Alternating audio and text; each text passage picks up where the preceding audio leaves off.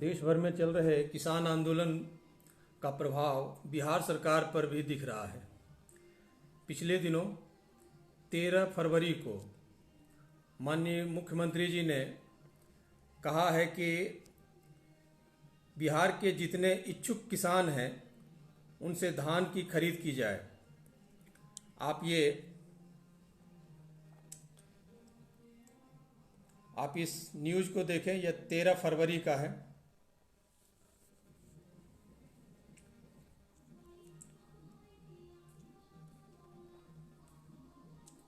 ये 13 फरवरी की न्यूज़ है।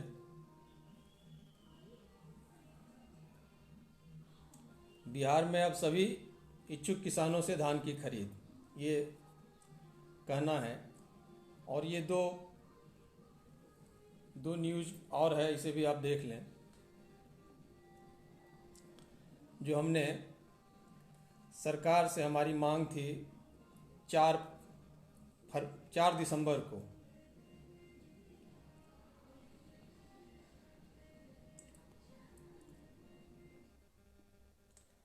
इसमें हमने मांग किया था कि बिना किसी हील हुज्जत के किसानों का धान पैक्स के द्वारा खरीदना सुनिश्चित किया जाए।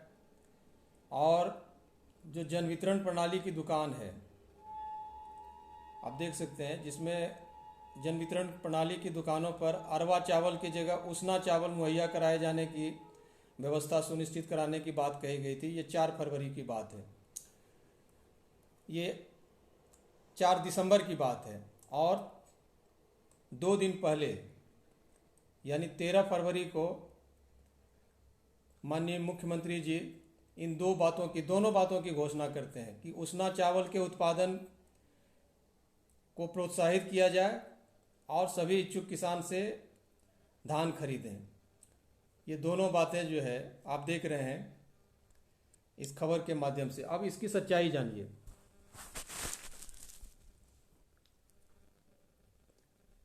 नवंबर में धान की कटाई हो जाती है और जो ज़रूरतमंद किसान हैं उसी समय से खलिहान पर से ही अपना धान बेचना शुरू कर देते हैं। और प्रायः जो है किसानों ने अपना धान बेच भी लिया है। दूसरी बात है उसना चावल देने की, तो उसकी हम तारीफ़ करते हैं अगर सरकार ने इस पर ध्यान दिया है। अब जो सच्चाई है सो जानिए कि हर एक पैक्स को एवरेज 250 मीट्रिक टन धान खरीद के लिए जो है लक्ष्य दिया गया था।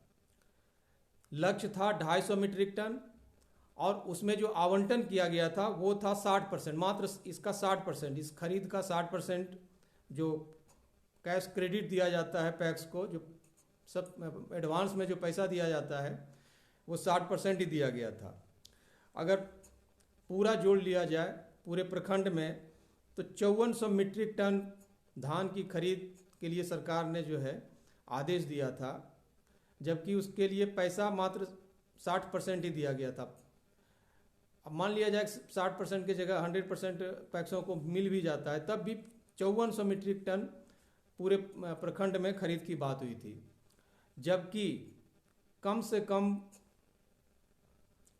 20,000-25,000 से ज़्यादा मीट्रिक टन धान की उपज होती है पूरे प्रखंड में। तो 1/4 का लक्ष्य ही दिया गया है, वो भी तब जब किसानों ने अपना पहले ही धान बेच लिया था। अब समझ सकते हैं कि 4 दिसंबर को हमने धरना प्रदर्शन करके सरकार से मांग की थी कि आप किसानों की जो उपज है उसके खलिहान से ही खरीदने का काम करें। अब तो घर पहुंच गया, कम से कम घर से खरीदने का काम करें। लेकिन बीसीओ ने हमें बताया था कि 10 जनवरी के बाद ही खरीद हो सकेगी। हालांकि जनवरी के अंत में जो है खरीद शुरू हुई और 10-15 दिन के अंदर बंद कर दिया गया। फिर से दोबारा जो है, चूँकि किसान आंदोलन चल रहा था और सरकार पर प्रेशर बढ़ रहा था, तो फिर से खरीद की बात कही गई है। 2-3 बार जो है खरीद की बात की गई है, लेकिन अभी तक लक्ष्य नहीं बढ़ाया गया, लक्ष्य उतना ही है। दूसरे तरफ जो है जो गोदाम में रखने की क्षमता है पैक्स के गोदामों में वो 200 मीट्रिक टन का है। 250 का लक्ष्य है, 200 मीट्रिक टन का जो है की क्षमता है। तो इसका मतलब है कि 250 के आसपास ही खरीद की जा सकती है। अब एक एक पंचायत में कम से कम जो है किसी पंचायत में 8 से 10 हज़ार तक भी उपज होती है मीट्रिक टन धान, कहीं 5,000 मीट्रिक टन है।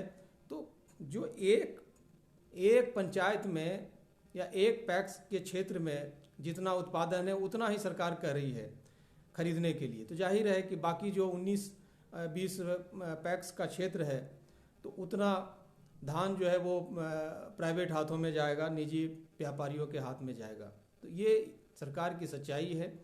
अब यह दूसरी सच्चाई यह है जो केंद्र सरकार कर रही है कि सरकारी मंडी के बगल में जब प्राइवेट मंडी खुलेगी तो वहाँ धान की कीमत अच्छी मिलेगी। बिहार में यही हुआ है, सरकारी मंडी में 18 रुपये 68 पैसा दिया जा रहा है और प्राइवेट मंडियों में जो है या प्राइवेट जो खरीदार हैं वो 12 रुपये 10 से 12 रुपये तक में खरीद रहे हैं। ये खुलेआम पूरे बिहार में हो रहा है। तो आप समझ सकते हैं कि केंद्र सरकार ने जो कानून लाया है उससे किसानों का किस तरह से सरकार भला करेगी। क्योंकि 2006 में ही यहाँ APMC एक्ट ख़त्म हो गया और यही कारण है कि अनाउंस करके जो छोटे व्यापारी हैं वो धान की खरीद कर रहे हैं। जबकि पंजाब में आज भी जो कानून है, अगर कोई 18 रुपये 68 पैसा से धान कम में खरीद करता है तो उसे जो है सज़ा मिलेगी, उसे कैद की भी सज़ा होगी और जुर्माना भी देना पड़ेगा।